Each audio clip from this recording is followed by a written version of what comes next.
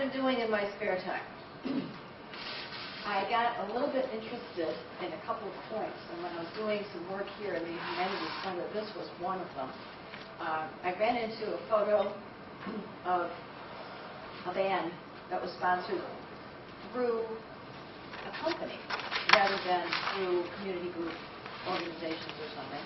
And then I met a friend of mine who said, oh yeah, and I still sing in the GM chorus. I said, GM's got a chorus? He said, well, we did. It still exists, but it's not run by the company anymore. And I said, oh, and I started getting nosy. So what you will see is what I've discovered based on my research into music and music education specifically, but in industries. Music in the workplace is nothing new. People have been singing and using rhythms to ease the drudgery of work for centuries. Musical ensembles have been part of industrial organizations since the late 1800s at least, and in many places around the world, not just in the U.S., but I will focus only on the U.S. It has ranged from everything from live performances with performing groups to music. The research in this area of music in industry has covered everything, and I have to read this list because it gets really long, from job safety to production enhancement, from problems with fatigue on the assembly line to employee attitudes toward various types of music broadcast at work. Other uses of music have included radio broadcasts on the job, recorded music, and employee performances themselves with ensembles. Music and industry actually began first as entertainment and recreation for the workers. Performing groups were actually a win-win situation for both management and workers. From the management's point of view, music on the job increased production, provided a common meeting ground for executives and workers, improved the morale of workers, cut down on worker turnover, and provided free goodwill advertising and public service to the community. From the employee's perspective, music countered the monotony and fatigue of the job, provided an avenue for self-expression, widened friendships, and offered a social outlet.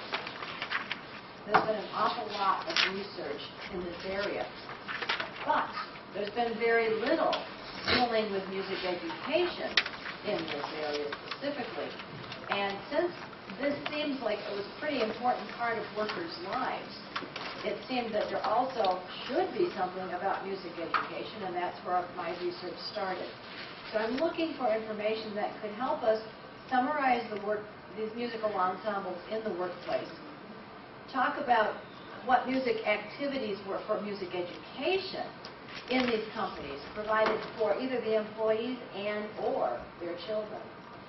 Were there any connections to public school music as a community interface, as it were? Are there any industrial ensembles still in existence today? Do industry, community music, and music education activities intersect at all today? And what implications does this actually have for music educators? I'm going to go by way of the PowerPoint. That was the read it part. So I'm starting with the industrial choruses. Understand that most of these rehearsals for all ensembles were varied throughout. However, they had this. There could be a 45-minute rehearsal at lunch. There could be an hour and a half in the evenings. Some companies that had 24-hour days and 3 shifts would have a morning rehearsal early enough in the morning before the day shift workers, so that the morning rehearsal would be combined between the night shift going home and the day shift coming in. And the second rehearsal would begin around 11 in the morning, for the swing shift would be picking up the 3 to 11. And apparently, nobody objected. They showed up for these chorus rehearsals and band rehearsals. Frequently, there were both male and female choruses, and these gendered ensembles were often combined for mixed choir.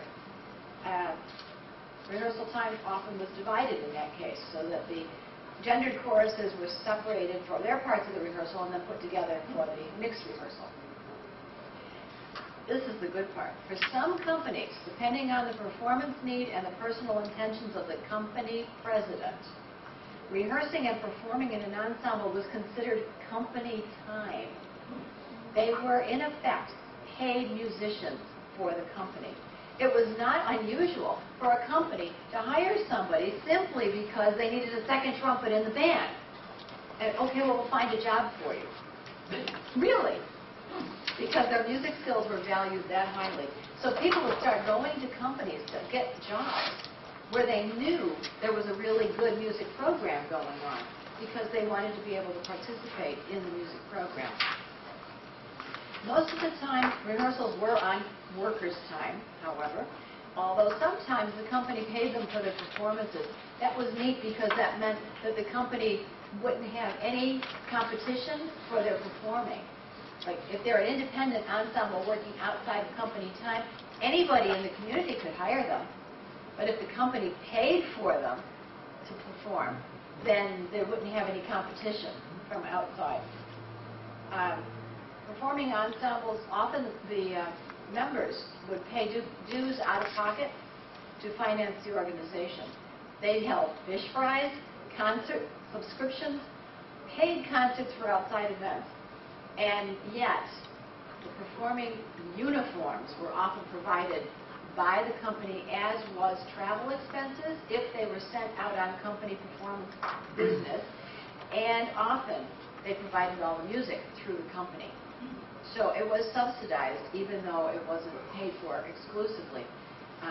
The Endicott Johnson Shoe Company, there's an interview that I heard, that I've got here actually, that says the company performers didn't get paid, didn't get anything, but once a year there was a $50 bonus in their paycheck. And that was for being a performer in their ensemble. So, department store choruses. These were very special, large groups. Oh yeah, this is only a little group. Wanamaker's was probably the first, the oldest, the biggest. Marshall Field was consistently large. Now, when I say large, we're talking upwards of 200 people in a chorus. Strawbridge and Clothier was the competition for Wanamaker's. Hudson's had a chorus here in Detroit. They didn't have it from their actual employees per se. They hired people to be their chorus, but in effect they were their employees because they hired them. Yes, they look like regular choruses. This is the 1920s. This one is William Taylor and Sons Company Chorus Ensemble. And they did all kinds of stuff. There was also, I love this one, this is the male chorus from 1934 from Chrysler Corporation. There's over 200 men in that picture. And they were all singing really cool stuff because they were not messing around. I don't know if you can believe that or not. They're doing Palestrina, they're doing Bach and Haydn, Wagner, Schubert, some folk music, a medley of songs, "'Twas a Lover and His Last." There's, I need to read some of this stuff. "Beautiful Dreamer," some Foster stuff. "Carry Me Back to Old Virginia," folk songs from the U.S. This is a wide repertoire that people are singing. This is not just pop music stuff. And this is not atypical. Most of the other ones that I ran into had some variation on a theme. This one was just one I was able to scan. I tried a couple others and they didn't scan well. There's also choruses in other industries. The GM Employees Chorus, the Endicott Johnson Shoe Company that I was telling you about, IBM and Dow Chemical. Now, IBM just closed their music department in 2001, their last performance. That's over 100 years old. Yeah, we've got other pictures to show.